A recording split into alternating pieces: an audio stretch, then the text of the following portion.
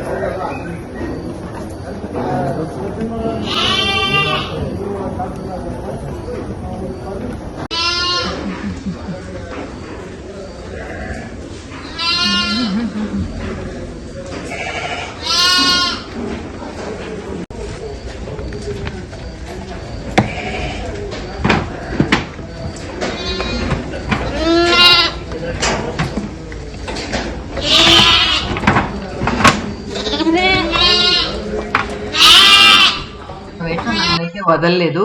Mostly math వేస్తారనుకున్నదో అనుకున్నావో ఏంటో తెలియలేదు, కానీ మ్యాథ్ అయితే అక్కడ ఉంది వాటికి. తర్వాత పెద్ద తొట్లో నీళ్లు పెట్టేస్తున్నారు, వాటికి ట్యాప్స్ పెట్టేస్తున్నారు అనమాట. వర్కర్స్ అందరూ కూడా యూజ్ చేసుకోవడానికి. బాగుంది కదా, కరెంట్ ఖర్చు లేకుండా ఒక పెద్ద టబ్లో నీళ్లు పెట్టేసి ఇట్లా చేసుకోవడం. తర్వాత పక్కన ఒక విలేజ్ ఉందన్నమాట. సో ఈ విలేజ్ నుంచి ఇంకొక లేఅవుట్ అంటే జస్ట్ లేఅవుట్ తీసుకోవడానికి స్థలం చూడడానికి వెళ్ళామన్నమాట. పక్కా పల్లెటూరు, కాకపోతే మెయిన్ రోడ్లో నుంచి ఒక 6 కిలోమీటర్స్ లోపలికి వెళ్ళాను. ఇక్కడ కూడా ఆకు తోటలు అన్నీ బాగున్నాయి, కానీ ఇక్కడ నేను మిస్ అయ్యాను. కానీ నేనేమనుకున్నానంటే ఇదే రూట్లో మళ్ళీ వస్తాము, మళ్ళీ అప్పుడు వీడియో షూట్ చేసుకోవచ్చు అనుకున్నాను. కానీ ఆ రూట్లో మళ్ళీ రాలా, వేరే రూట్లో వెళ్ళిపోయాం. ఇక్కడ ఇట్లా వెళ్ళడానికి కారణం ఏంటంటే గూగుల్ తల్లి అనమాట. ఒక్కోసారి గూగుల్ అదేం చూపిస్తుందో దానికే తెలీదు. అసలు నిజంగా మెయిన్ రోడ్లో నుంచి ఈజీగా దారి ఉందన్నమాట ఆ పర్టికులర్ సైట్కి. కానీ మమ్మల్ని కొండలు, గుట్టలు, చిన్న చిన్న సందులు, మట్టి రోడ్లు, ఘాట్ రోడ్లు ఇవన్నీ తీసుకెళ్ళింది అనమాట. ఒక్కొక్కసారి డైరెక్ట్గా తినకుండా మెడ చుట్టూ చేయబెట్టి తినమనేలాగా చూపిస్తూ ఉంటుంది గూగుల్ అయితే. సో దానికి ఇది ఒక ఎగ్జాంపుల్ అని చెప్పొచ్చు. సో మాకు సైట్ చూపించే వాళ్ళైతే నేరుగా వెళ్ళిపోయి అక్కడ వెయిట్ చేస్తున్నారు, మాకేమో రూట్ తెలియలేదు.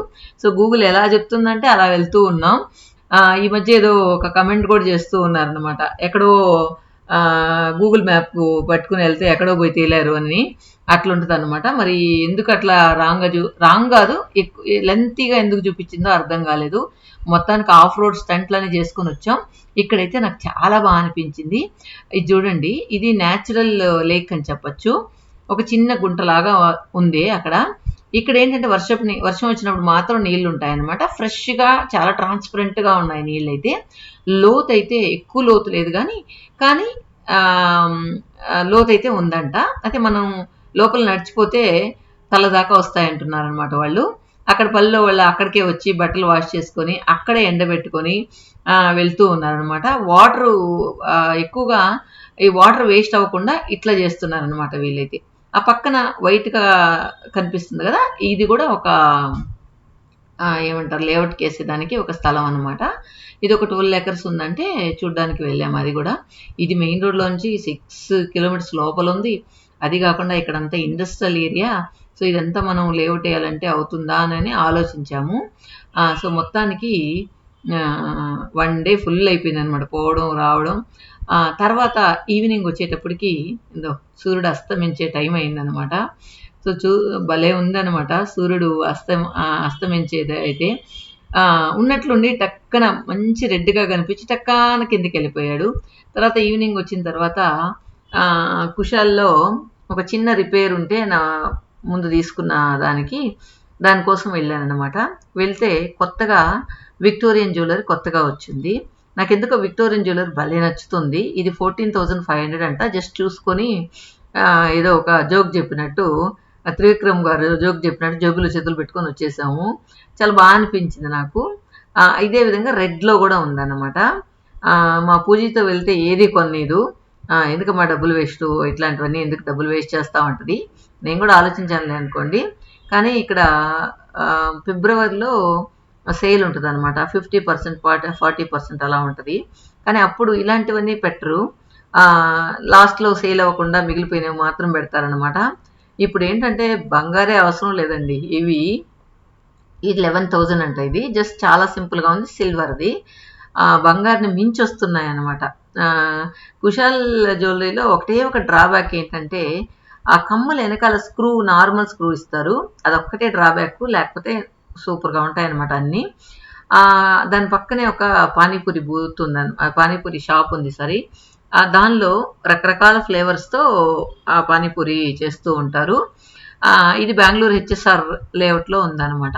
సో ఇటువైపు వెళ్ళినప్పుడు మాత్రం తప్పకుండా ఈ పానీపూరి తినకుండా రాము. అదేవిధంగా అక్కడ ఆ రూట్లో వెళ్ళిన వాళ్ళు ఎవరైనా సరే ఇది ఖచ్చితంగా ఒకసారి టేస్ట్ చేస్తే మాత్రం మళ్ళీ మళ్ళీ కావాలనుకుని వెళ్తారనమాట. వీటిలో దాదాపు 5 ఫ్లేవర్లు దాకా ఉన్నాయి. 5 ఫ్లేవర్లని మనం మింట్ ఫ్లేవర్ అని, ఇంకా వేరే వేరే ఫ్లేవర్లు నాకు తెలియదు, కానీ బాగున్నాయి అనమాట. వాటిలో ఏది వస్తే అది మనం తినచ్చు. ఓకే ఫ్రెండ్స్, ఈ వీడియో ఎలా అనిపించింది? Thank you.